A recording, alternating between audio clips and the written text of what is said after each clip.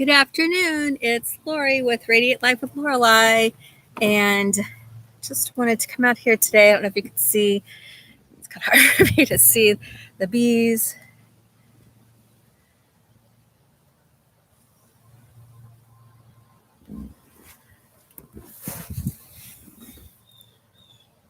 There they are. It's kind of cold today, so they're really not out too much. So I'm just here we go. I'm out today. This is a relatively short video. So Radiate Life with Lorilei. Thank you for being here with me.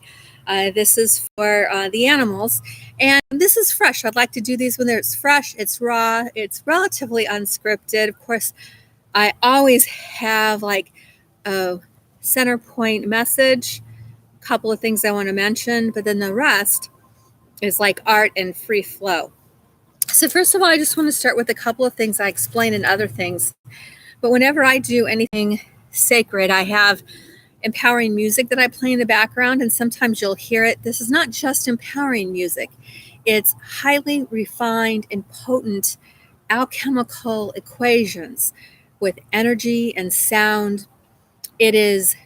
One way of saying it, and there's many ways to say it, but I'll say it for today, is the earth is changing and Mother Earth is changing, and reconnecting with our nervous system and our body, and our nervous system brings in the light and energy from around us, right, and into our senses, into the energy centers of the body, into the endocrine system, into the organs. However, you may want to say, I'm not going to name anything other than just nature and connecting with whatever you feel and know how that comes about. So first I want to say is I always do something really honoring before I take any of my pictures or do anything sacred, that if we're going to do it sacred, it's important to create a sacred space and do it from that sacred space, right? Or that loving intention. And you set all your thoughts and worries and concerns of the day outside, and you center in your heart, you center in your screen here, your pituitary, your crown, your throat. I'm going to say a few things here. Your heart, your high heart, your gut, your solar plexus, your feet deeply grounded into Mother Earth, your hands open and receptive to give and receive love, your crown open in this sacred space, right? And so we claim our sacred space, and this is a sigil for the earth guardians, and there's 3,000 of them and more evolving, but we work with 10. I work with 10, and then you will have more that will come to you through this process. So here's our earth sigil, and you sign it like a signature, like a dial, and then you're asking for the empowerments to come here, the angels to come here, the energy to come here with us now. And you could do that. That's one way to do it. You could simply take a copy of this and invite them to come in and see some of my other videos for how we use that. This other one is what goes along with it. That is the actual. It's called a power sigil, and it is for the earth angels, and it is their fragrance oil. So the next level is, if you have the fragrance oil, then you take a little bit of the fragrance oil and you put it on your navel, and that's like a phone number again, and that vibration goes into our nervous system. It's taken in through the skin. Skin is the largest organ, and it's really important what we put on our skin, that it's chemical free and wonderful and pure as well. So you have that, and I'll just say, so one thing is, I have friends and family, and what I've introduced them to, what I've been doing for the last number of years, is I'll just have them put these sigils around their house, put these pictures, sacred pictures around their house, and then I'll gift them the earth angel oil, and all they have to do is put it on every morning and invoke and see the beautiful oceans being cleared, see them clean and pristine, see the air quality improving, see whatever disruptions and conflict, power struggles or whatever. All we're doing is seeing that cleared up.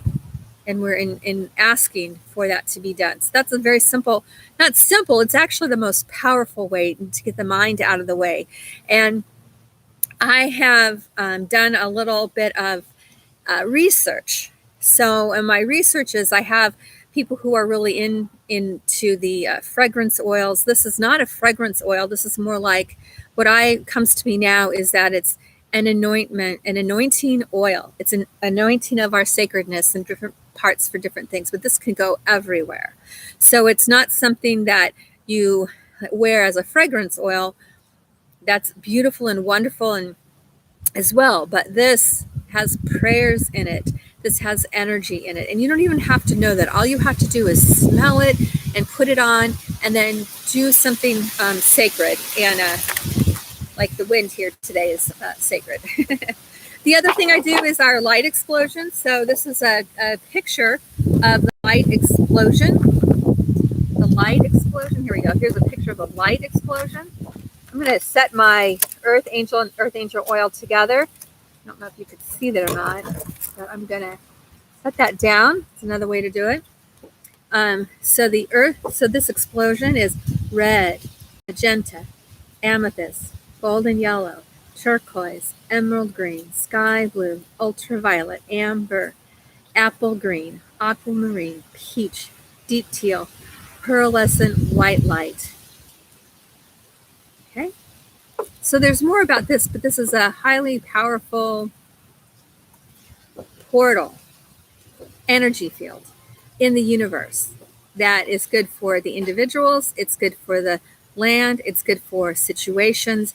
And what we're doing is we're claiming our sacred space by using this. Again, you could go more into the microcosm of each of these spheres. So it's a sphere and a sphere and a sphere and a sphere and a sphere and a sphere with an over pearlescent white light sphere. And I've got some pictures of mine that do show half of these colors like this, and some that are just show the white light. You could just use this picture. I want you to have tools that are easy for you to use. And then there are so many times in my life I could not afford some of the things like this oil. So that's why I say use the pictures, use this to help manifest things in your life, and then add the tools to it. Okay, the matrix is the only thing that says you're not entitled to that because you don't have money because of who you are. And so we learn that the economy or the economy of the world is not money. It is not even barter. It is our consciousness and what we have to offer and what we do quietly when no one is looking. And the power is in the individual. It's in our authenticity and creativity. Okay, so I just want to give that kind of a start. That's the kind of the things that I do before I would ever come on here and talk to you today. And this one is, again, this is what I like my children. Yeah, like they don't believe everything I say, and they don't need to believe. They need to have their own ideas and their own experiences. And so what I say to them and what I'd say to somebody who is doesn't have the kind of experiences that I do, and then maybe unsure about that. It's, we have to be where we're at. And so I just say, whatever I say is about my experience. It's real to me. It's my perception. And I don't expect anyone else it's not anyone else's place to validate these things for me or validate your experiences for you. Some people may be able to, most people won't. And the last thing we want to do is to doubt any of your own personal experiences because of that. Think of Einstein, think of Mahatma Gandhi, think of Nelson Mandela. You think of everyone you could probably think of, and you would imagine them as being great leaders and great people who did great things in the world, and they didn't care about what people said about them, or about people tried to harm them, or people put them in jail, or people tried to humiliate them, right? Because what we remember them for is their tenacity and what they brought, and not about how they were persecuted, because that didn't stop them. We don't invite that, but at the same time, this is us. This is our sacred space. If you're here, this is our divine birthright. This is our guardian angels that are here with us.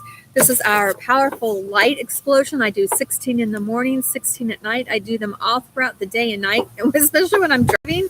You know, I carry it with me. I was in the doctor's office when I write. Like, I carry my sacred vehicle space bubble with me everywhere I go because I know that I can, and you can too. Okay, so today I want to talk about something that was, like I said, it was very raw. I'm going to watch my time today. So if you want, at the end of the video, then I'll tell you a little bit more.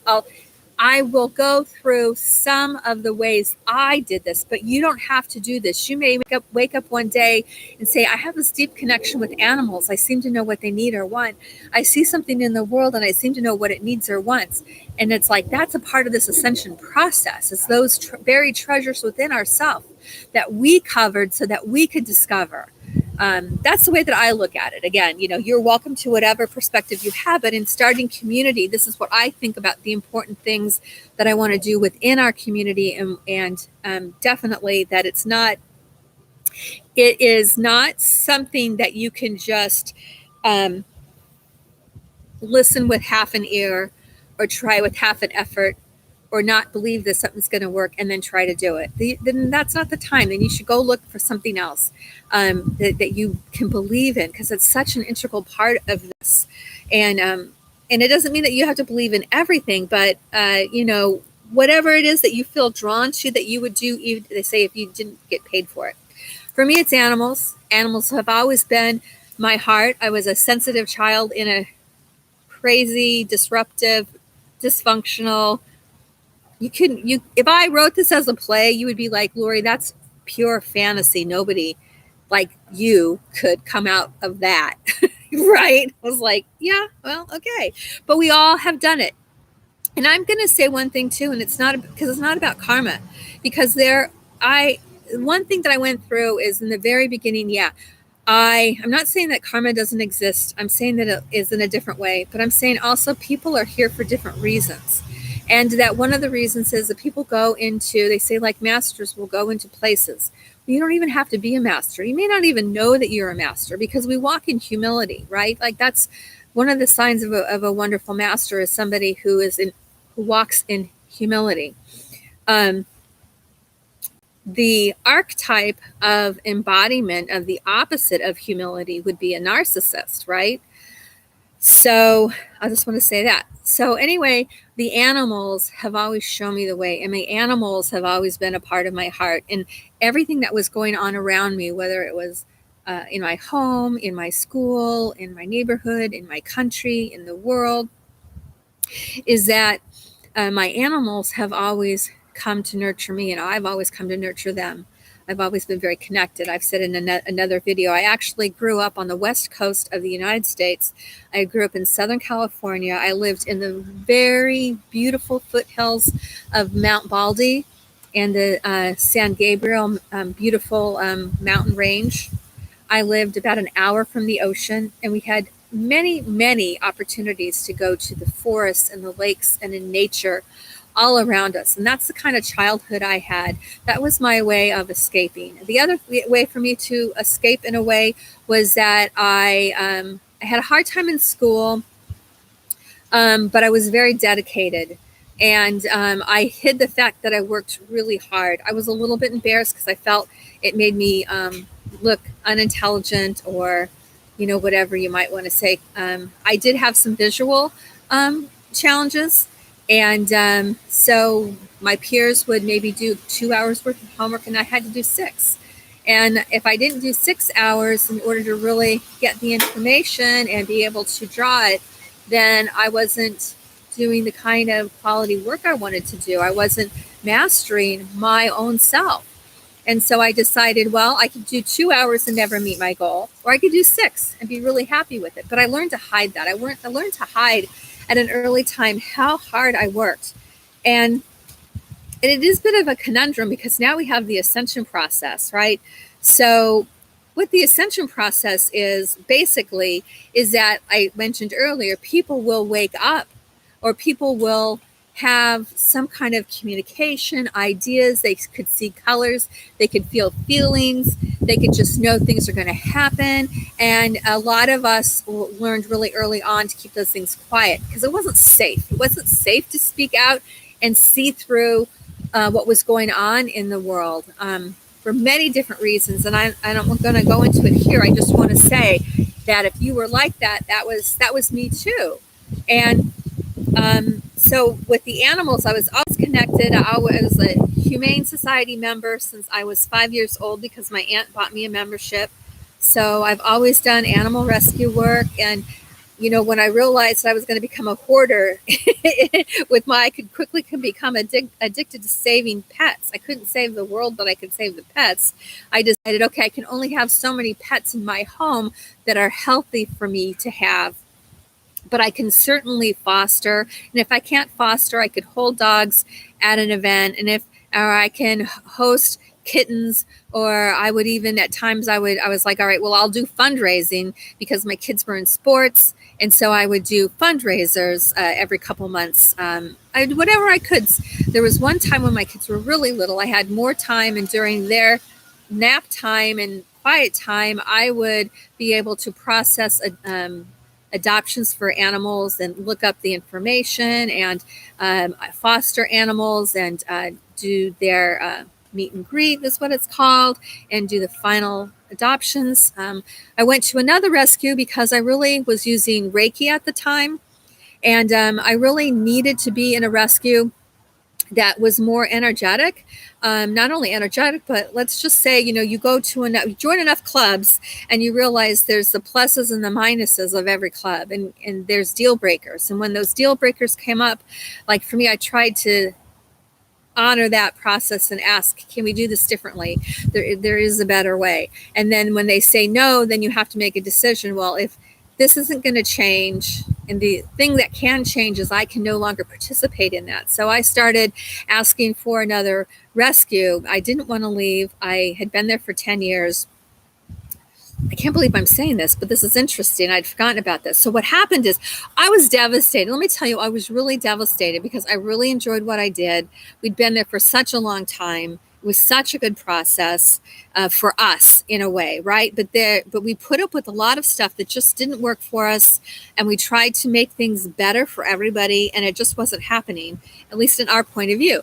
So one day, again, I was meditating and praying and sending energy out, bringing energy in, saying, let me be okay with this. Let me be at peace with this. And even I'd learned in my own training as an energy healer, teacher, and earth keeper is that, so if you want, let's say somebody asks you to do something, like this happened often when we were doing classes. I was an assistant teacher and for a wellness center, and they taught Reiki and meditation and healing, and was all connected to the earth. Anyway, sometimes people would be there. We're all volunteers, and they'd be like, okay, I signed up to do this class. I'm gonna co-teach, I might co-teach it, but I'm there to set up, clean up, or whatever. Or you might be there to enroll people, answer questions, or to sell items in the store. And they'd say, last minute, I can't do it. Can you do it? And sometimes I couldn't do it. And so what I would do though, and I wouldn't always tell this person, but if it came to me to do, or it came to me, to my attention, then I would sit down and I do like a prayer, or I do like an energetic bubble and say, okay, this center needs someone to do this. Let it happen harmoniously, joyfully, instantly, and properly. That this person gets to go to their event, that whoever can step in, that this is all taken care of, and I give my love and attention to it, and you just fill it up like a water balloon or a soap bubble, and you paint it blue and you send it through. And I see it like those vacuum, with those the sections in the I don't even hardly use them anymore, but at the banks where it's like a vacuum and it sucks your documents up and spits it out. Well, I have like this internal elevator that I just send it up, and it sends out through the crown of my head, and then it it's gone. And if you want to, I early started to like to cut the cords, but otherwise I would turn my attention to love, peace, and joy, and say for the benefit of everyone. And I claim my tenfold on this for myself, my husband, my children, my family, for our beautiful life, for our spiritual bank account, for my teachers, my mentors, and for all of Earth and everyone that participated in doing this. Send that up. And then I go about my day. So that's how I would contribute. And time and time again, things would work out. It might be just in time, but just in time is valid.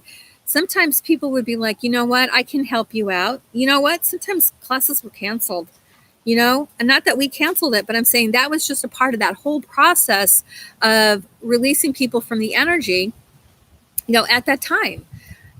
Sometimes those things weren't communicated to us. I would say that comes up because one of the things that I do go over in my healer, teacher, and parenting volunteer mentor class is that it is important to communicate, and especially if we're working with individuals, we have events, that there's kind of a cutoff, and a lot of times it's a week in advance. Like if you have an event set up, and let's say that you don't have enough people for the event, for what you need in order to be able to cover your costs, or whatever it happens to be, that if and when it happens, and it does happen sometimes, then if you have volunteers, for sure you would give them the respect and the benefit of telling them a week in advance. Now, after that training and teaching, and that didn't happen. And when that doesn't happen, then as a volunteer, like, you have to say, okay, I have to go where I'm treated better. If you've stood up, or even if you haven't, it's not your job to tell them that. As a master teacher and mentor and spiritual healer that you are, that you're moving into, like, you have to realize that people are going to make their choices, and it's not up to them to tell you why something isn't working for them. Sometimes people can't. Sometimes, out of respect, they don't. But you have to be aware and kind of cultivate and create the kind of self-reflective, and look on yourself to see how you could better that process, or how you might not be stepping in the center of who you are. So that's one of the things that we do talk about in these groups, because we need real life. Now's the time. How do we handle some of these things? How do we look at these things so that can be mutually beneficial for us and for all the people that we're serving? And even if they paid for that service, it's still serving, because we contribute so much more in the world and in individuals' lives than what they're paying for. What the money that we receive is used to help support us. Because if we aren't supported, then we have to go be supported in another way, right? If I'm not receiving for what I'm giving, now that I am breaking a universal law right there. All right, because in order to be strong, I need to be able to receive strongly, and to give strongly, and receive in a beautiful and loving and open and trusting way. And that certainly includes money and services and opportunity that comes my way and comes your way. So I guess all that was needed, because I have remembered that I have to circle back and tell you, here we have these colors again, and about the light explosion is what it's called. And it's a sphere within a sphere within a sphere within a sphere. This is just a 3D depiction of it, right? So what I wanted to say was, I prayed for another opportunity. I prayed for someone to step in and replace me in this rescue, because I did a lot, and I wanted 1 or 2 or 3 people, however many. I prayed, and it wasn't until I got a confirmation that it was time for me to leave. And what happened was, it's kind of like having a job. Like, I don't like to leave one until I have the next one, but I'm going to give 110% where I'm at. I'm going to be on time. I'm going to give extra. I'm going to try to help teach other people what I know, if they want it. I'm going to hopefully bring someone else in and train my replacement, so that frees me up for the next opportunity as well. But if it can't happen, it can't happen. We set our intention out there to do that, right? And again, because I learned early on, and is that when I leave one job, however I left that job, good or bad or okay, when I go to my next job, that comes with me. That opportunities come with me. People say in relationships, it's the same relationship, but it's just a different face on it. It's because these are our patterns. These are the things that we create within life, and we're not going to get away from them, right? You can run away from them, but you can't run away from yourself. So face yourself, love yourself, and I really encourage you to kind of draw upon some of these ideas I'm sharing today and see what will work for you. Give it a try. The other thing is that, so what happened was I felt like, oh gosh, when is this going to happen? So I also do like a Reiki meditation that I learned for helping animals be rehomed. Well, I learned Reiki, but I actually kind of came up with my own method for animal Reiki. This was like, 2004, something like that. That I used it with lost animals. I used it for animals at like Petco or pet centers, and I would go and I would Reiki their environment, and I'd look at them and Reiki their energy, and I'd say, please help them find a home that is ideal for them and beneficial for the person, and say my little prayer, cut the cords, let it go. That was my service work sometimes. And I just would do that all the time because it just feels good to do that. You feel like if I can't do anything, but I want to do something, then you have to come up with these things that come to you and be open to them and give them a try, right? Do them. And then see if you want to have more training in them, or if you want to, maybe you devise your own way and you bring people together. It's not one solution for world peace and for healing. It's many solutions. As many people as there are, there's those many opportunities. And the more authentic and the more creative and the more connected it is to the heart, the more amazing and the more miraculous those kinds of interactions become. With the animal, what happened, the animal rescue, as I was facilitating some healing for some animals, and at the end of it, I do a quiet meditation, kind of see if there's any messages for me. Are there any messages for my family? To sit in silence, to receive. So, make my notes. I saw a beautiful rainbow, brilliant, beautiful rainbow with all these animals. Some of them wild, some of them companion animals. It was really beautiful. It was just like this moment, this vision. I'm half awake, half asleep in this kind of meditative state. And I'm like, well, that's interesting. I wonder what that's about. But it felt so amazing. And I just received it. And I was just not thinking about it. I was just experiencing it, saying this is just a beautiful moment. Like I'm feeling that moment now. I'm seeing that moment now. I'm bringing that healing energy forward now, right here with us. And it was a beautiful moment. And it said, thank you. The animals said, thank you. The animals, that was the message. The animals want to thank you. They see you. We see you. Mother Earth sees you. And we want to thank you for what you do. That was it. I was really touched, right? It moved me to tears. Tears of joy, tears of grief, tears of anger and frustration and feeling helpless and not being able to help the leadership to make some changes here. Not to be mad at them, not to let go of the vision. I do not even actually recall in this moment exactly how this connection came. But when I received that, I took all my supplies, I took everything I had from the rescue, even if it was mine, and I gave it back. I gave them absolutely everything I had for pet care, for anything. And I received a lot of stuff because people knew I did animal rescue, and you put that out there into your dream time, your dream world, and people bring you things because they want to help the animals, and they may have extra things or dog toys or crates and things that are useful that they would love to have a second life or a third life. So I gave all that back and I was done. I was done. So then I just continued to do the energy work, that kind of thing. And then I found another rescue. And this rescue, she did Reiki, holistic nutrition, she supplied us with the super high quality, very expensive um, routine and fresh fruits. And there's a whole food, nutritional, vitamin care thing that we had to do. She would give us a whole healing protocol for their nutrition. Then there was a whole healing protocol because most of these animals needed special attention. They had infections, they were healing from things, and so they needed that. Of course, it was access to fresh air. She would only let people foster and adopt who were home all the time, or who worked from home or took their animals with them. It was really something that I was so amazing.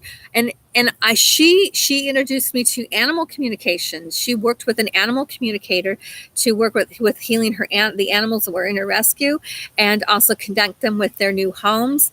And it was really a beautiful gift to find her. She did acupuncture. She did water treatments. She did all these things to rehabilitate and reset and bring back these animals. And I kind of matched that with what I'd already been doing. And I had introduced her to healing symbols and putting the symbols on the animals' crates and in the animals' bedding, and to put Reiki in their shampoos, to put healing energy and sigils and color and music with them all the time. And it was really this beautiful and amazing partnership.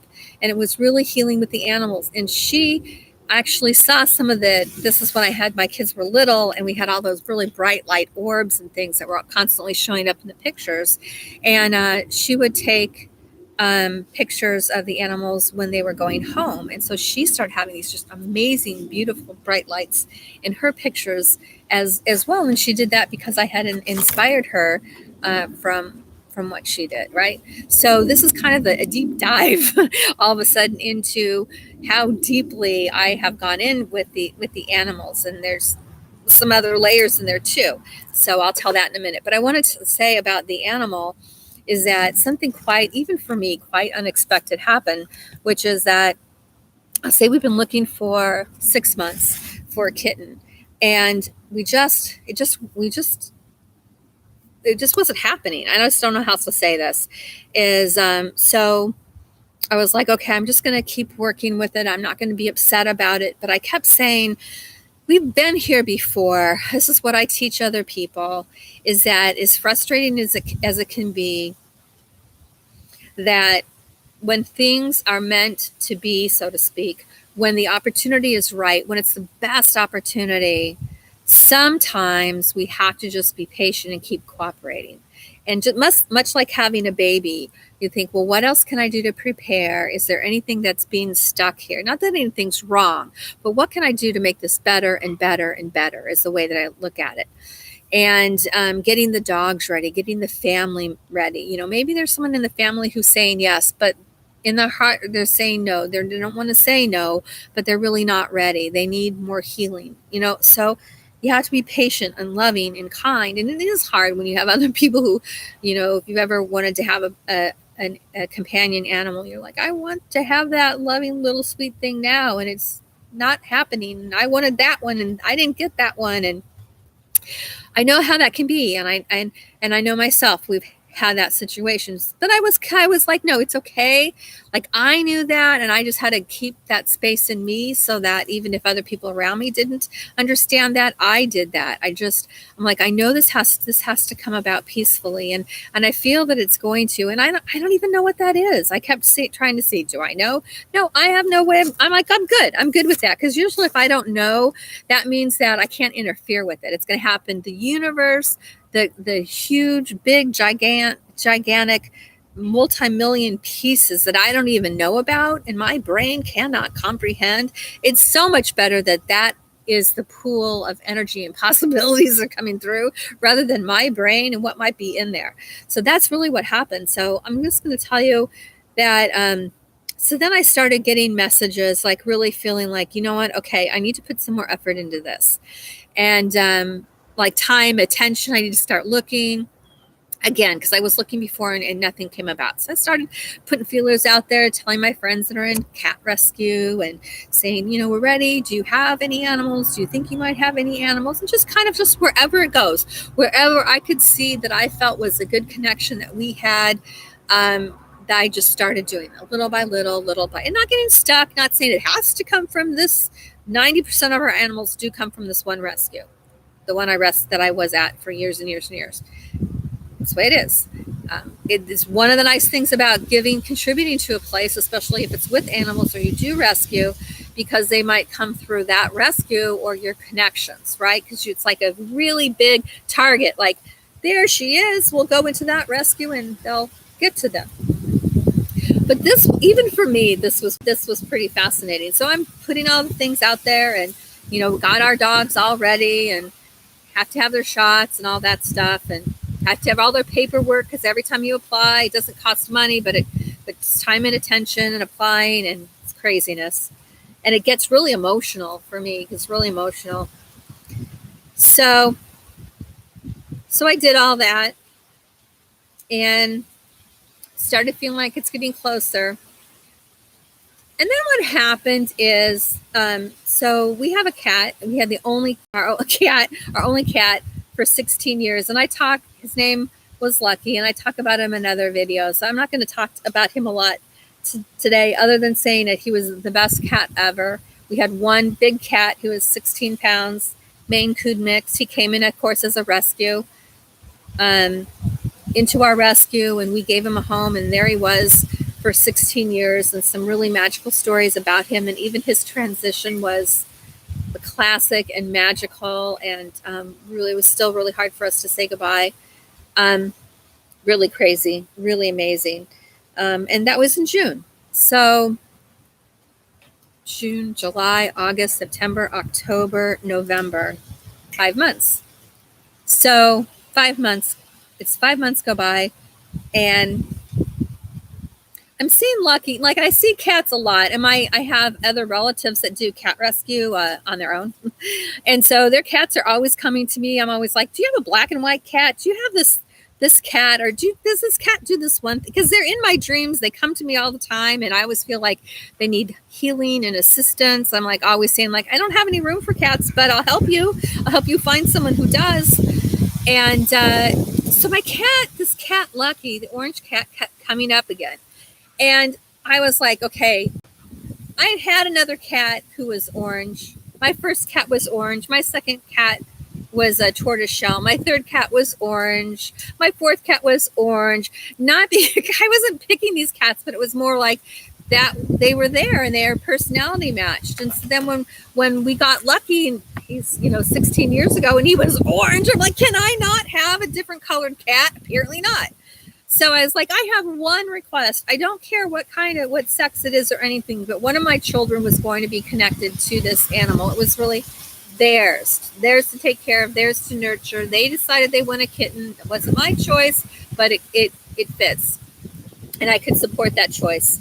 So one of my friends happened to be doing some work on acupressure points. She's a naturopath, and she had done a class on acupressure points, which is something I also use and teach as well. I thought, I haven't talked to her in a really long time, and so I kind of reached out to her, and we were talking a little bit, and I was like, we are looking for a kitten, and she's like, great, you should take a look at our rescue. Well, because she does cat rescue work, I did go look at her. I'm like, I haven't seen anything going on with their cat rescue, and it's local. So I went and looked on their page, and there's a picture of a fundraiser that was going on. I'm like, isn't that cute? This is a big picture. There's a fundraiser. It's a bake sale, and there's these kittens. Yeah, guess what color the kittens are?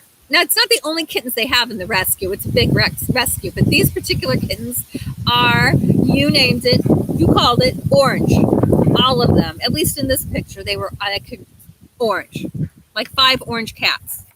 I was like, Oh, well, that's interesting. Well, it doesn't have to be orange. I'd prefer not orange, but I know they have other, they have other cats in the rescue. So I think that is very interesting.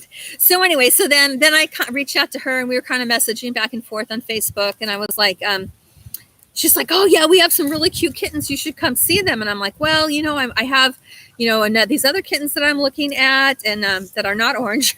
None of them are orange. And so I didn't want to get too many possibilities out there because it is disappointing for the rescue too not to have it. But I mean, it's not their cat, it's your cat. But it you feel people put a lot of energy into this. So I was like, I wasn't really feeling it, but I was like, I shouldn't discount it. And so then I had asked her, I'm like, she's like, we have some really cute kittens. You should see them. And I said, well, are they orange? Are they orange? And she's like, I don't know. And she sends me a picture of the all orange cats. I'm like, okay, well, that's interesting. So here's my friend telling me about the orange kittens. And I had another friend who also had, we were talking, and so she had brought up this cat, and I said, yeah, we're looking for a kitten. And so she was like, oh, this is a good time. It's for that child. I'm like, yeah. She was like, I think this is going to be really good. Whatever happens is this one's really meant to be, and it's going to be good. I'm like, okay. But I still didn't really have any other things other than this particular friend. When we got our dog a couple of years ago, she saw one of my pictures that I post online. And she and I don't talk a lot because she's doing her thing and I'm doing mine, and we both are raising families. But she had reached out to me and she said, that picture that you posted on Facebook? She was like, there's a dog in there. Did you see it? And I'm like, I didn't really, in my aura, I'm like, I didn't really see it. I didn't connect with that. But we were doing this invocation. We were looking for a dog that had to fit within our family for a different child of mine. So she said, yeah, your dog's there, but I have a message. And she goes, I don't understand the message. I'm like, yeah, what's the message? She's like, it's a boy. I'm like, no boy dogs. No boy dogs. Like I said, we did a lot of rescue, and we rescued the animal rescue I was talking about earlier, the holistic one. They rescued puppy mill survivors from different states. And so we took care of a lot of pups and a lot of dads. And I was like, we had one male dog and he was fine. He was a healing. All dogs come to us for healing. First of all, we don't have any that are like perfect, pristine, nothing wrong. No, they all have something. And I had asked, can we just have a dog that doesn't have issues? Like, I'm okay with that, but is this me? Am I imagining that I can only help dogs that are deficient or need help? And it's like, no, but they have to come to you because you can heal them. And when you do, you make a deeper connection with them, and you got what they need, and that's just how it is. So it's not that you're thinking negatively. It's that, it's a match. I'm like, okay, I accept that. As long as I'm not putting out there that I can only help, animals that are desperate, then I'm good. So that's fine. So anyway, she said, it's a boy. And I was like, I have to harmonize with this now. I'm like, if the only thing about him is the fact that he's a boy, then I'll get over it. But I have to tell you, it's been a real problem. It's been a real problem. Like, he is, some things I cannot get him to stop doing in our house as a boy. And we take a loving, but we take a very structured approach to this. So maybe someday I'll do a recording on that. Although I have to tell you, things are better in the house right now. But it took 2.5 years to really dial in how to give him the environment and give us the environment that we could all work together without having, daily problems as well. So there's that. And we did take him to the dog park last week. He's the only dog in 20 years that we've ever had that really enjoys and did really well with a lot of different dogs and got out and played. And it was like really, really worth it working with him. But back to this orange cat. So then that brings me back to, okay, I'm like, I'm feeling the orange thing. It's loud and clear. It's already like, you got to harmonize with this, or, it's going to be a problem for me.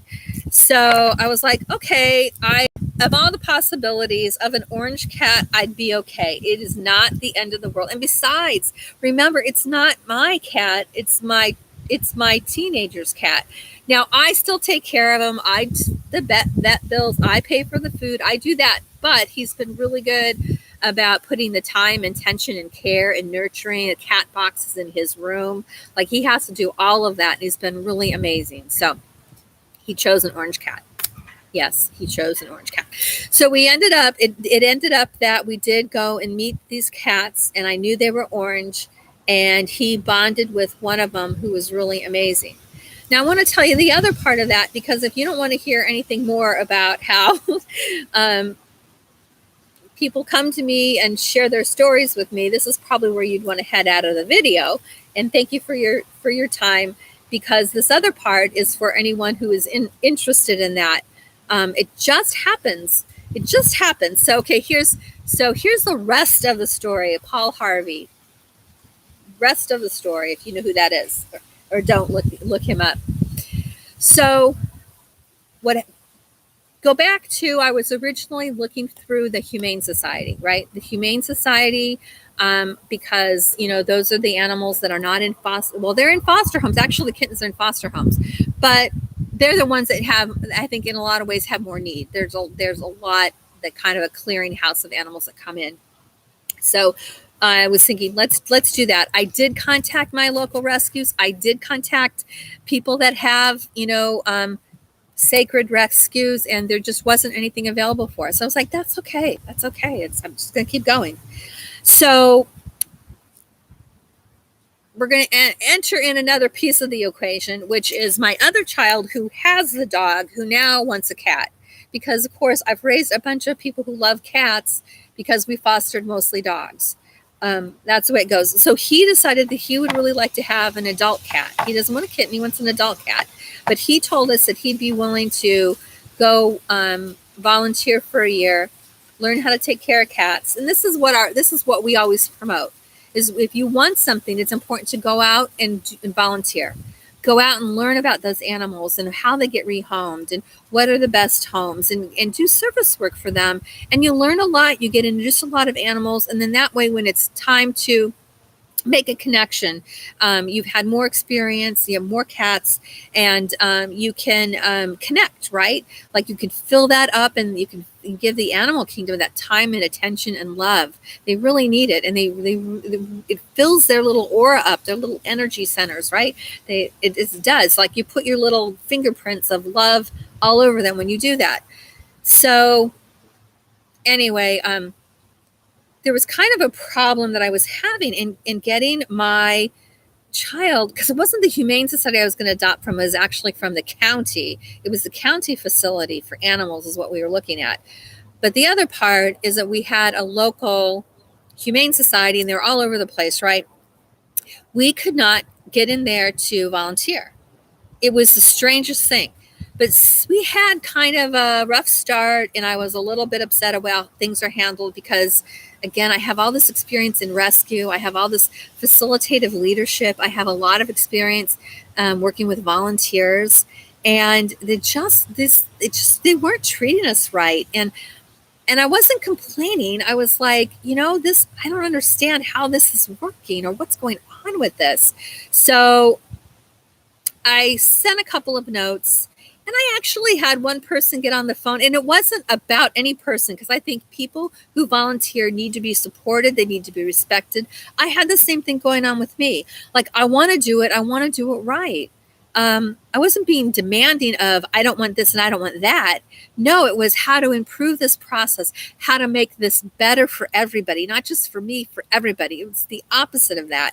And I was willing to put the time and attention to do those things, because a lot of times rescues are short on money and short on people. And so it's like, if you have an idea, most of the time it's like, well, would you be willing to back it? Would you be willing to test that? And are you going to lead that? And yes, I think a lot of people may walk into a meeting and say, you should do this. Like, no, wait a minute. Are you going to do it? No, I'm not going to do it, but I think you should do it. it's like, well, that's really not how that works, because we are doing the best with what we have. But if you want to contribute, then that would be an excellent way for you to contribute and know that you are truly valued and needed, and you could really make your mark by serving and giving and creating something we don't have. Most people don't, but that's okay. We're not most people. My people here, us that are on here, we're the ones that say, yeah, I know, I got this idea, and probably I'm going to have to put, I'm going to have to spearhead it, lead it, whatever. And so we say, yes, I'm willing to do that. I don't want to complain in order to make my mark. I want to create to make my mark. So that's it.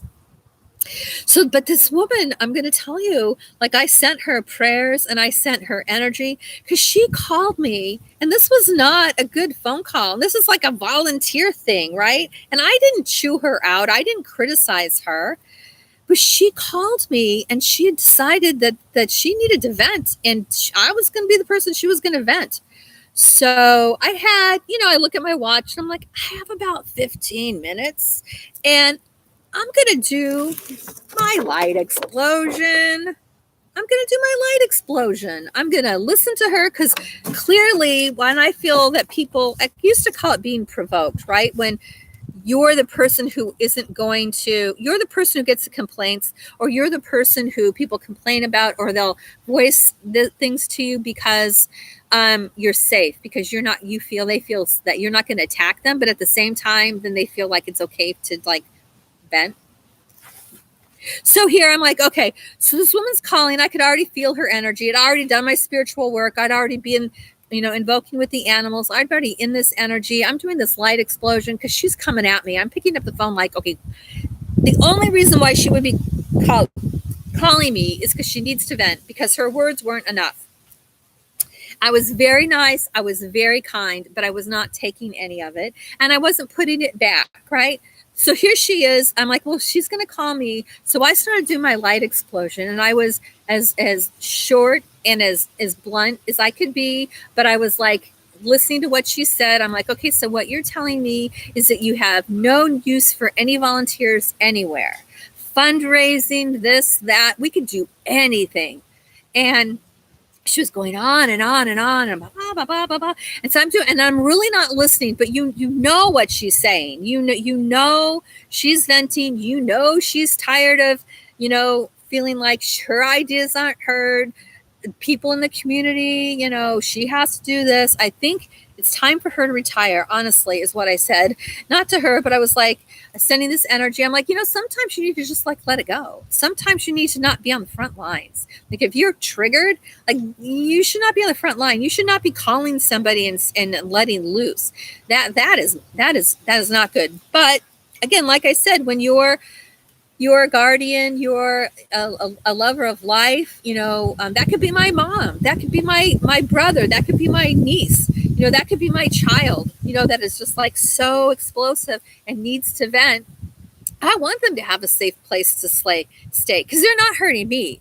I would not engage in that situation if there was any part of me that was triggered or not engaged. Yeah, I'm saying some of these things, but it didn't trigger me. I didn't have to do that. I'd already been in a good place with what I said and what I did. And I did this light explosion for her over and over. And it was about 12 minutes.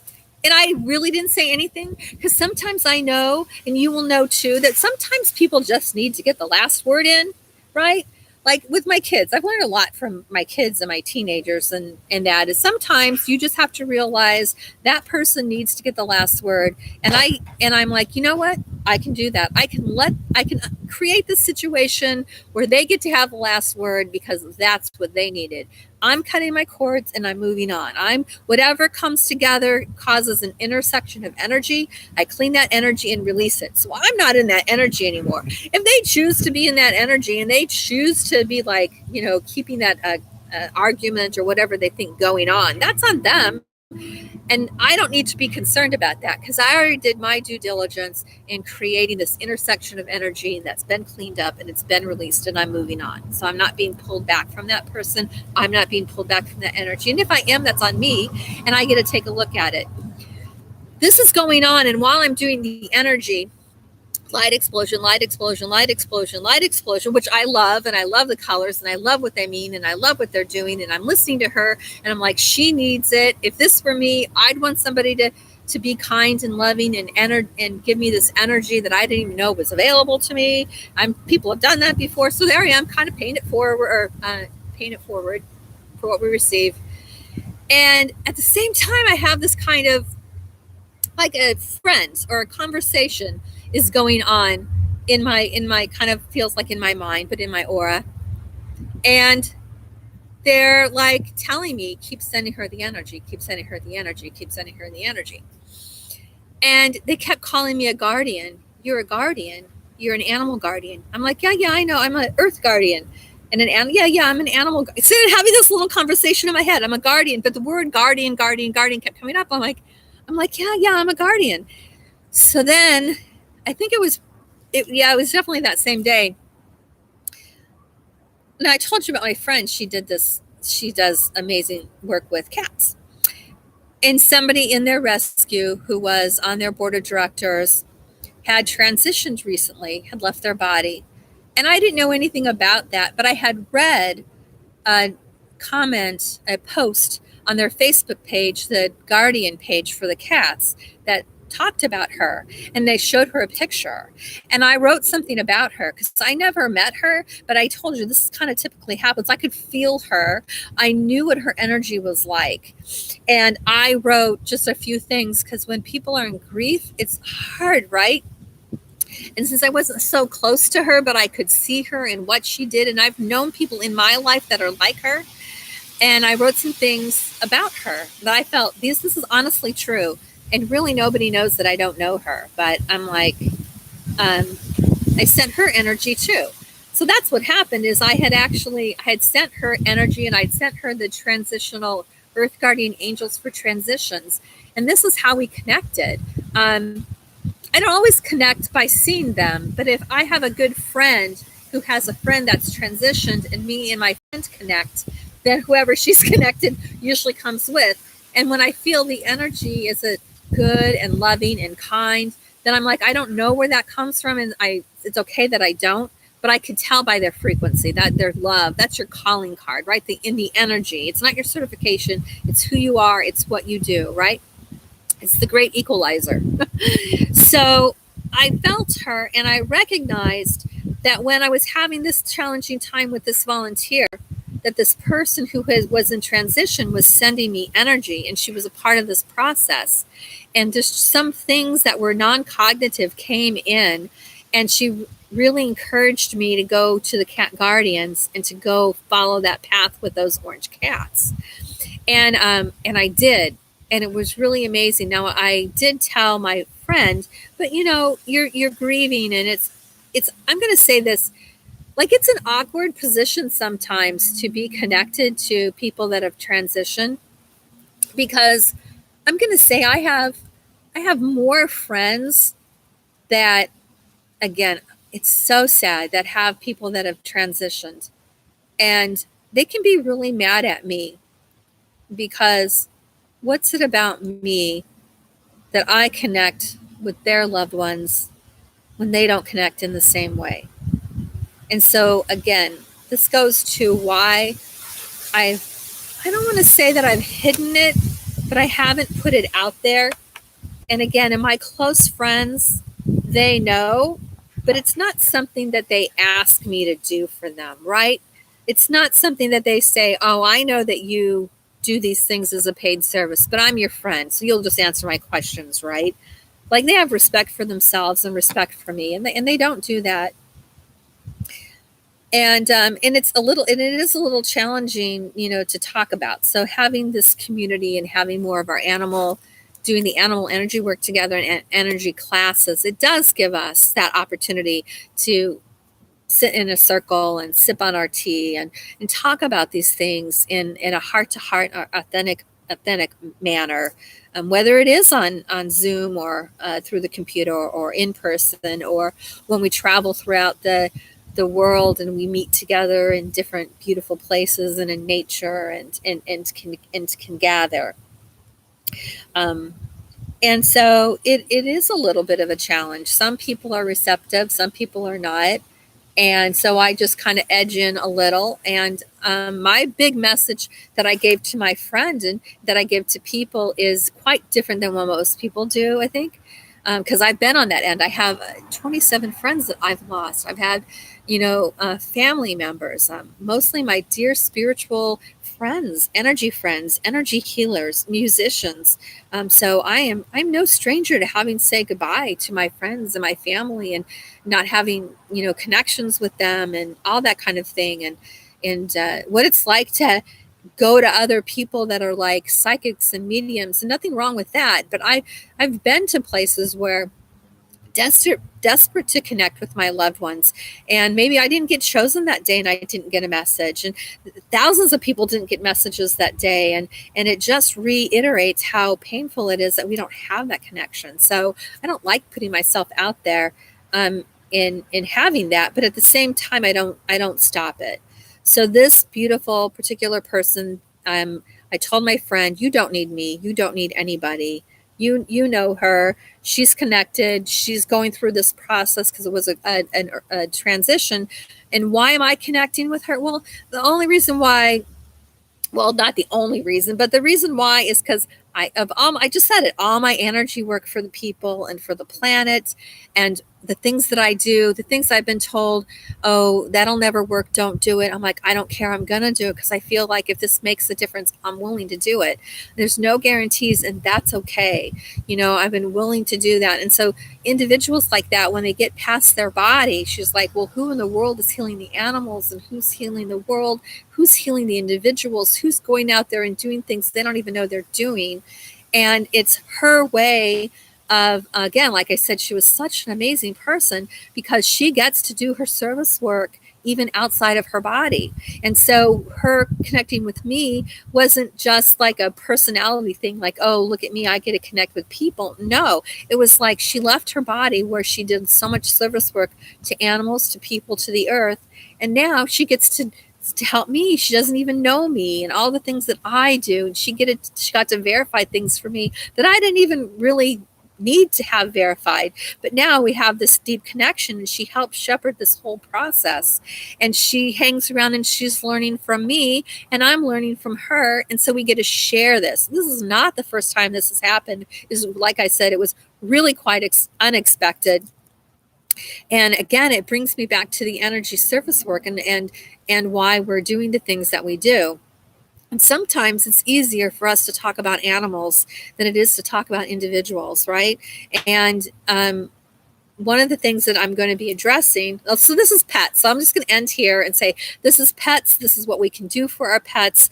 I have a lot of experience in this, and start opening yourself up to ways in which we connect with our pets and see how little or much you would like to do with that, and look for the upcoming opportunities to do healing with the animals, which is free, where I just open up a portal of energy and we are work with the animals that we know in advance. And then if you want to learn the techniques, then there's a program in order to be able to do that, an individual program and group program. I just don't have it all written up on the website yet. So if you're really interested, let me know, and we can get that set up without any big website and putting more money into my website that doesn't need to be there, when all we really need to do is connect and join and get the training as well. So what else was I going to say about that? Because I know I'm way over time now, and I have some appointments this afternoon.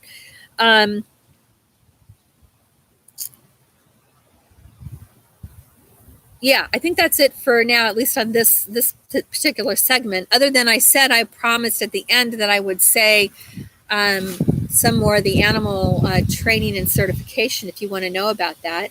My disclaimer is you don't need anything. My disclaimer is your heart, go into who you are, go into your passion, your love. You don't need any certification. You don't need me. You don't need anything. But if you want to join and you want to be a part of it, then this is what I'm creating. This is what we are doing. And I invite you to at least come and be a part of the meditations, right? And if it's anything that's triggering for you, then I invite you to step away. I don't think people need to write comments about not agreeing with things on people's pages and that's just not who we are. I want you to take that time and energy and put it into something productive. Put it into changing the world the way that you see it. And I absolutely mean that.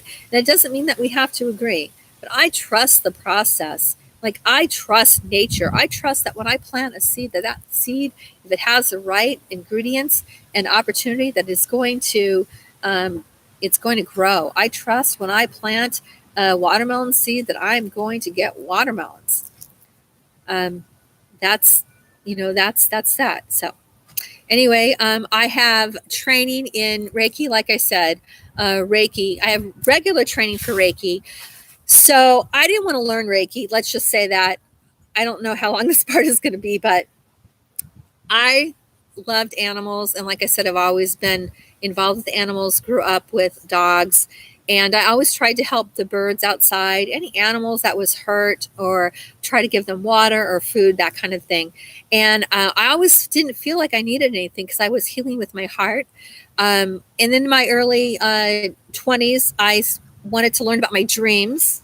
So I had these dreams of these deer dying, all these animals dying. I had fire. And I went to this class, and I didn't realize it, but it was a class that it wasn't just dreams. It was like, you had to take dreams with everything else. They didn't have just a dream class. So I'm like, okay, I'll go. I'll see what happens. I only went because I promised my aunt, who's a tarot card reader in California, that she started doing that when I was in high school.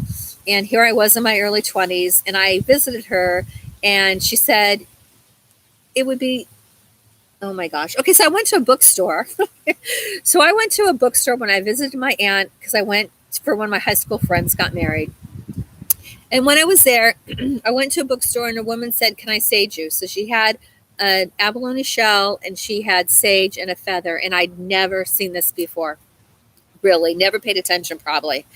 And I'm like, okay. So she's like, put your arms out, put your legs out. And she's, blowing the smoke around me. And I'm like, this feels really weird. I was really awkward. I'm like, I just want to run.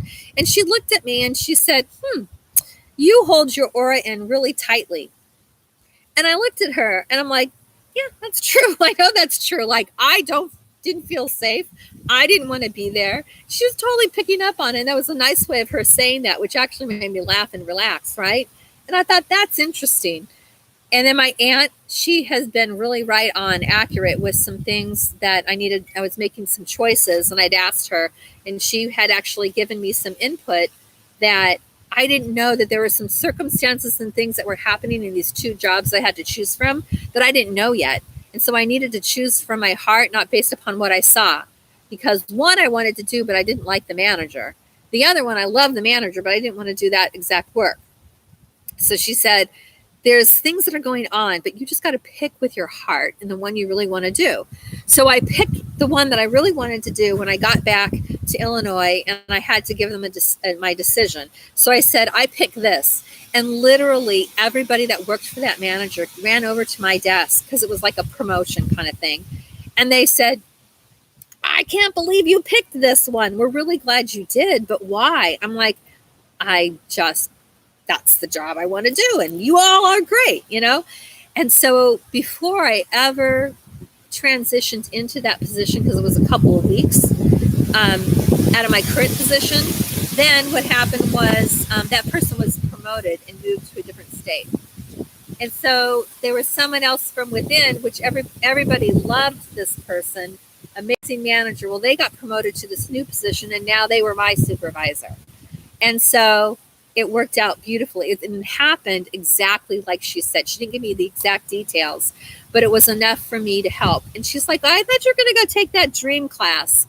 So that is kind of what got me on my path, because I was having all this inside information, and the fire is transformation, and animals are habits that are dying, right? At that time, I was changing bad habits into good habits. I was starting to really think for myself. I was getting outside of the box of the mainstream society that I'd kind of been raised in, but never really fit for me anyway. So that's how that happened. And so I did go to a class, and I learned dream interpretation. Now, how does that connect to healing? Well, part of this class was a attention and concentration, focus. So then you can do things like dream interpretation, astral projection, um, healing.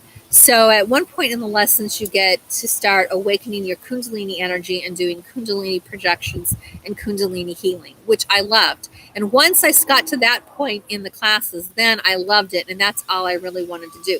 Now, there was not a lot of other lessons other than till the very end. There were some healing lessons, but not in the way that I wanted. So there was this extra outside class on Sunday nights where we actually did healing projections. And that was the most part of it. Not a lot of training, but a lot of doing. And I really loved it. So eventually, in 7 years of doing as much as I could in the healing with what was there was not a lot of vibrational healing, right? There was not a lot of validity given to frequencies, changing energies, through music, through dance, through poetry. There was not a lot of creativity done. Now, in the higher levels, and when you got to be a director, there was like once or twice a year we might have like a talent show. We might get together and sit by the campfire and sing songs, but it wasn't dance. It really wasn't a part of participating in that, and I really yearned for that. So that's kind of how that happened. And I was working with animals, but we were not doing. I lived in a conscious community for a year working on a world peace project, and we had animals, and we had an orchard, and we had like 3 massive gardens. It was crazy but fun and a lot of work, and so it was really an amazing time. And I thought, I really want to go deeper with the animals. I want to go deeper with the land. There's more that was calling to me that I wasn't getting in my current environment.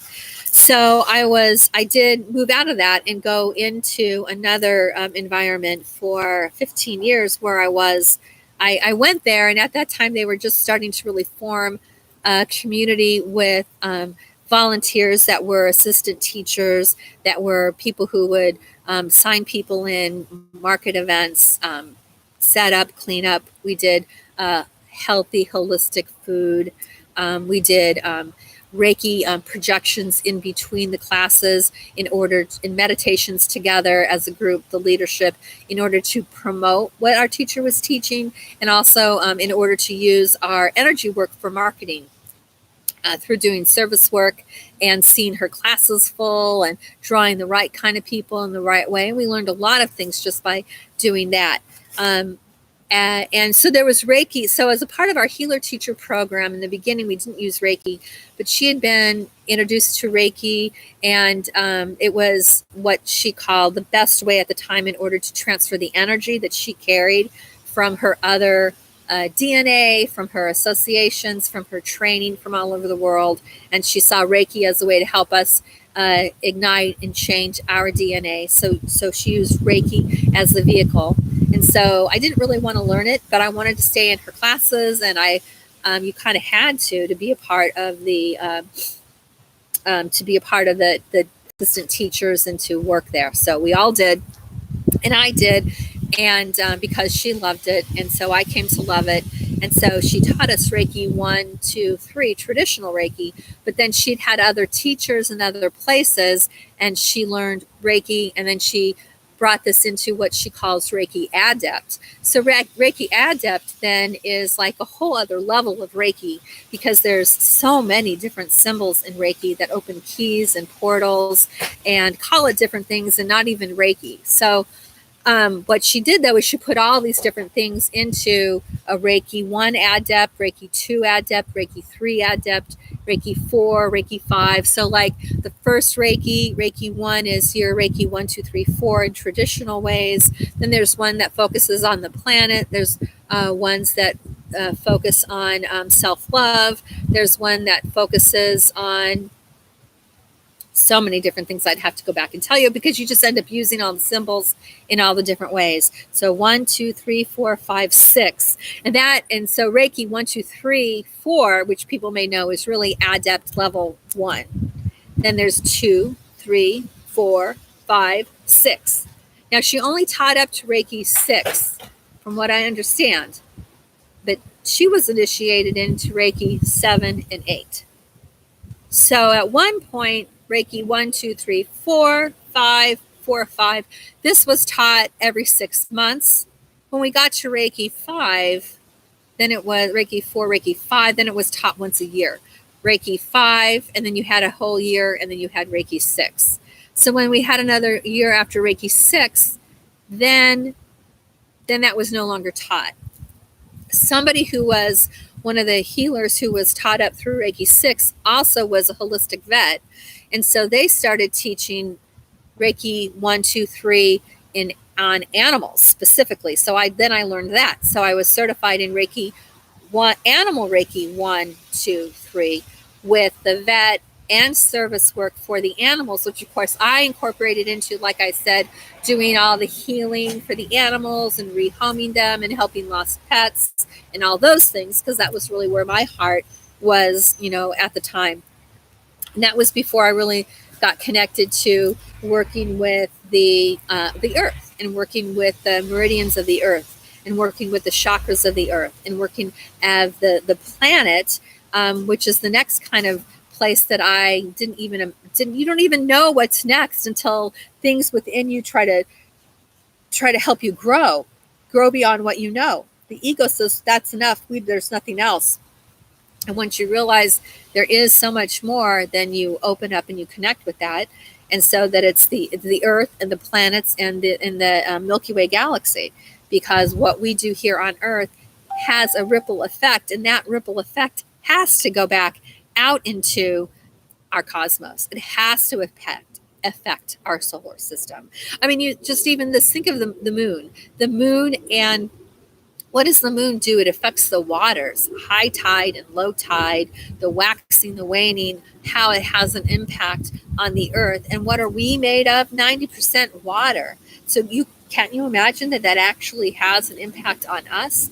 But we're not only like an organic being, right? We're made of the stuff of the earth, the minerals, and everything. But we're also, think of the bones are the minerals, your teeth are minerals, the rocks are minerals. Like what we take in brings what is our body, otherwise we wouldn't have it if we didn't have the earth elements in our body. And so that impact us. However, we're a divine intelligence within this body, right, to direct this. And now is the time in which we have to take care of the bodies. At least this is what's shown to me, is that back in the 80s, back in the 80s and 90s, there were a lot of mystics and healers and teachers and lots of people coming from different parts of the different countries to show different things, to try to make them not how to make our life better and how to improve the quality of the water and the food, because all these things were being done that we had no idea were impacting us individually and as the earth, right? Solving the problem of having a better, stable food source by making things genetically modified, which down the road caused problems, left the door open for other things that were brought to at least us in the United States without our knowing and without our vote. And now we had to kind of come back and find ways in order for our earth to be in its natural state and for us to make choices, because this is a free will plane. Why did that happen? Basically, it's a free will plane.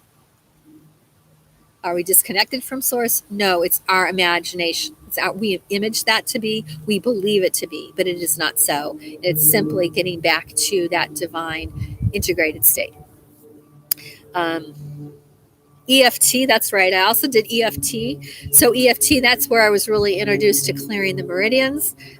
Really loved that modality. It helped me when I injured my knee. And another aspect of that is there is a whole segment or whole specialty within EFT, which is EFT for animals. And when I learned that, I'm like, oh, I want to learn that. I want to do that.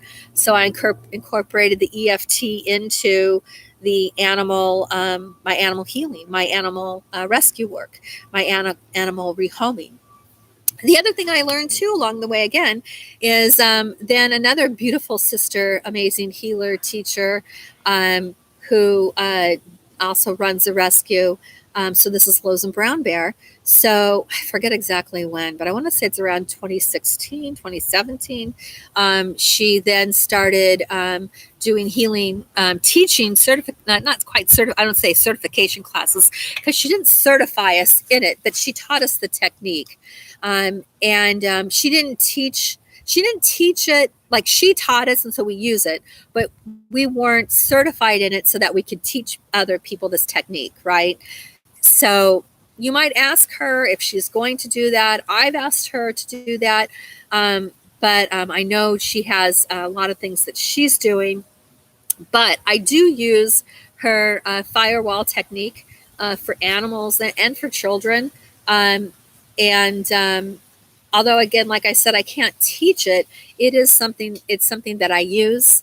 It's something that we can use. And then, like I said, I have other training. Now, the other thing I didn't talk about is the main thing that I use now, which is calming. This is not the sigil for it, but this sigil here is the Earth Angels. And working with the Earth Angels, we do work with the Earth Angels that work with pets, and then we also wild and free and companion animals, and we work with a part of this healing modality, which is called Kriyavaspata, which is for people and the planet. Then there's a specialty within that, which is called Kriyavaspata, which is specifically working with animals and the planets in their environment. So those are ones that you do receive certification in, and you do receive initiation into. But that is a whole other topic for me, because there was something that came up that I'd never heard of, which was called self-initiation. And self-initiation came up in me at a time in which I was like, there were some individuals who were teaching things, but I could see they weren't even using it. They didn't really understand what they were doing. And you have to really understand what it is you're doing and use it in order to be able to pass it on, right? So that when someone else receives it, they can use it, and they can then get to a point where they understand it, add their own perspective to it, their own abilities to it, which we need: authenticity, creativity. Join those together, create something new, a third thing. So they are supposed to create something, a third thing, right? So you have to give people the integrity, the structure, the foundation, not too much of personality and how people do it, and not too little. So that's kind of a tricky thing, but that's kind of what they say, the nuance. That's where you learn, and that comes from within. That comes from having your teachers, the guardians of the pets, the planet, the earth, the fairies, all the different kingdoms come together. And you can work with one, just like the elements. Like I primarily work with earth, water for sure, or I probably water, earth, earth, fire, about that much, air, ether. So yeah, there's a whole other thing about self-initiation that it was something that was told to me, but nothing that I could see in my environment.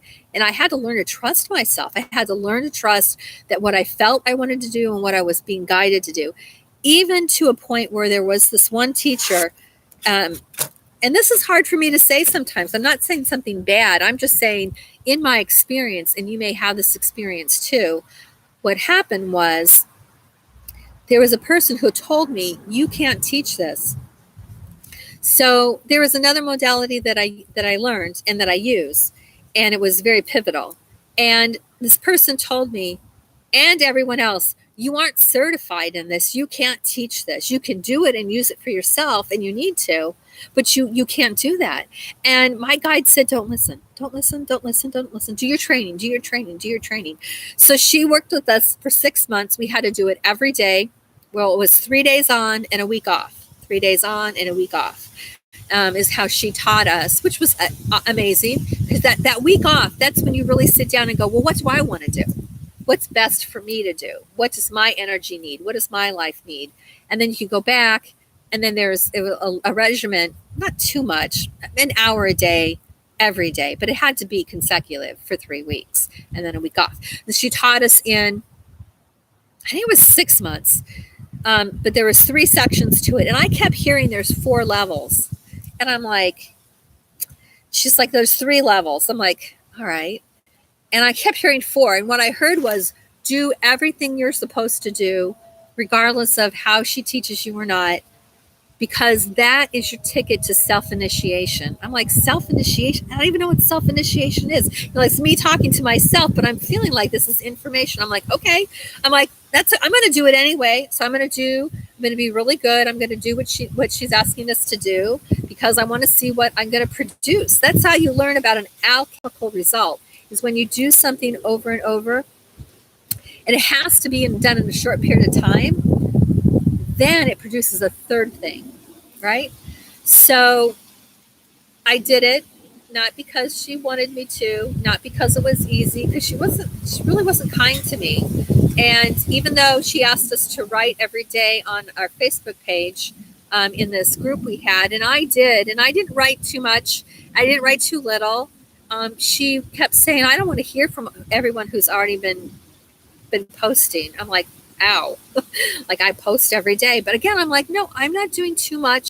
I'm not doing too little. I'm not going to change because she's just showing me dissatisfaction and she wants other people to write and she thinks I'm triggering other people. I'm like, I'm not doing it to be perfect. I'm doing it because I love it.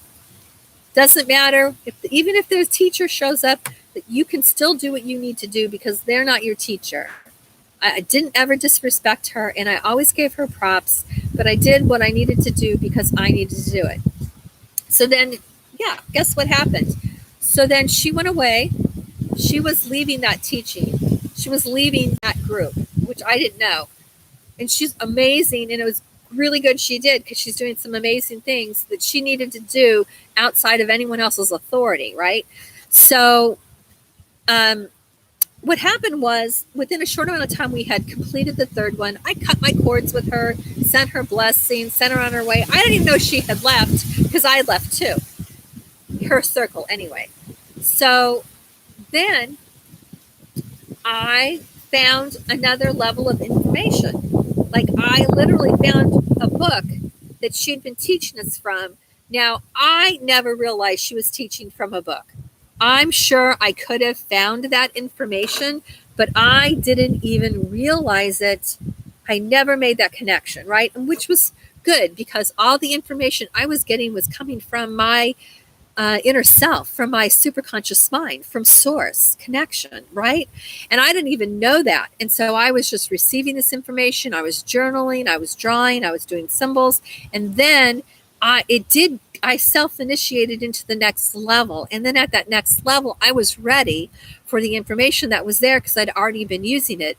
And this was 2020. So December of 2020 is when I'd had this huge shift because I decided not to listen to the person who was training me and who was doing these things, whatever, but it helped me be stronger. It helped me focus. So if you've ever played any sport, you know that sometimes, like I can remember in baseball and even in soccer, what would happen is we'd go to kick the ball or we'd go to hit.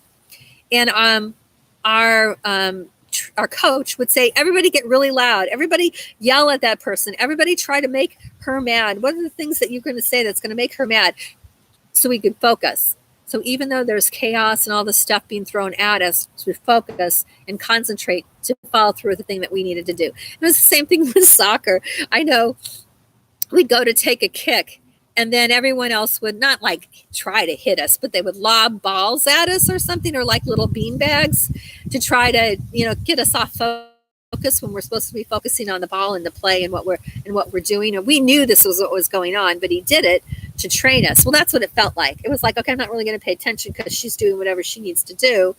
But what I did is I did self-initiate into the next level, and there were 2 other levels to it. And I was really grateful that I treated her with respect. Because I treated me with respect, and I listened and I wrote my notes, and I didn't share it with anybody because I didn't have anybody to share it with, because little did I know the journey from 2020, December 20th, 2020, to now, I was going to really need that, because then I had to really go into other places where I had teachers and people who were masters of authority telling me that I was wrong and what I wanted to do wasn't right. And the universe is like, you don't have the benefit of going to every place where people are going to agree, but you have to go and see what's going on in the world and focus on those positive things and do what you can, because you're not going to be around forever in that place. And that can be really hard sometimes. I don't even know why I'm saying that, but that is the biggest thing. And it is something that I still do struggle with right now. I'm like an inner researcher, right? I'm an inner researcher and try to like fact from fiction and like ancient historian. And I'm finding all these things, not because I'm reading them, because I'm experiencing them. And I'm having people who've written these books and kind of wrote stuff. Like I'm working with one person now who wrote these books, and I started looking at what they had written, and I'm like, why? They put in too much of their own personality, or they try to write a book that was going to align up with Christianity or people's belief in God. And I'm like, I don't even know why I'm looking at this information, because if you picked up their book and I said, oh, I think you should learn about frequency from this one person, you'd come back to me really shortly and go, I don't get this. Are you saying that everything that I know about frequency, or that I do, or even things that you do, aren't true because this person said it? I'm like, no, I'm just know that person's journey in life, for whatever reason, they did that, but now they're coming back to try to help us, because now they see it beyond the personality. Now they see things they didn't see back then, and I've got to get over that myself, just to see, how we can bring this about. And I know that's a little vague, because it is kind of vague right now, but I wanted to say that is the kind of thing that I'm working with as well. I'll talk a little bit about this other thing, because it comes up. I may not get back to do a video on this, but also too about working with the earth energy and minerals and crystals, and this whole idea of volcanic glass, right? And the study of volcanic glass, and that it has a really unique purpose. And I kind of fell into this, not because people were talking about it, but because I was feeling it. But there were a lot of people who are like, oh, this volcanic glass is fake and there isn't anything to it. And it's true. There's a lot of people that are trying to fake it and sell it for something that it's not. But there really is something true in there. And I couldn't even share it with my closest friends, because they would be like, you are being impacted by some kind of weird energy that is making you not be a clear channel. And it took me about 2.5 years of solid work independently before I could really even connect with it. And only when it didn't matter what anyone really said did I have the strength in order to put more into it. Then my main mentor, she'd been giving me inner guidance anyway.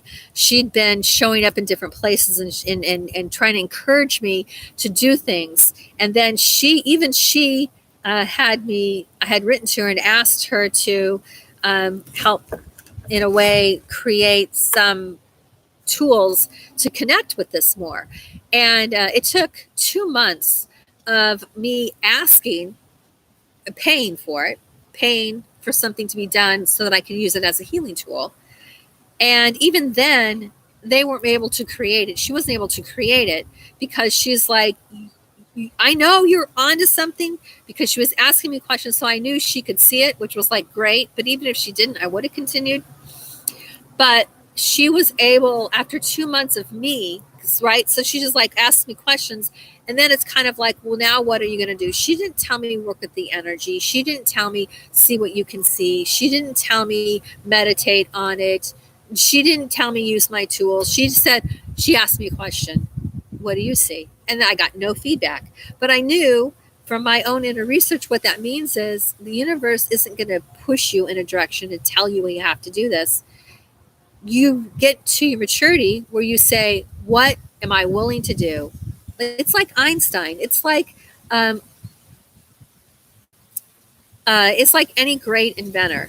it hasn't been invented yet. People don't have that idea yet. You have to be a vision keeper, and you have to be in humility. And that's a big part of the ego, being able to be humble to say, I'm not going to force this through, but I'm also not going to quit. I'm going to be open to my own kind of journey here. So anyway, it was really amazing. And yes, it did feel really good when my mentor got back to me and said, yeah, you really are connecting. And she gave me some more pieces.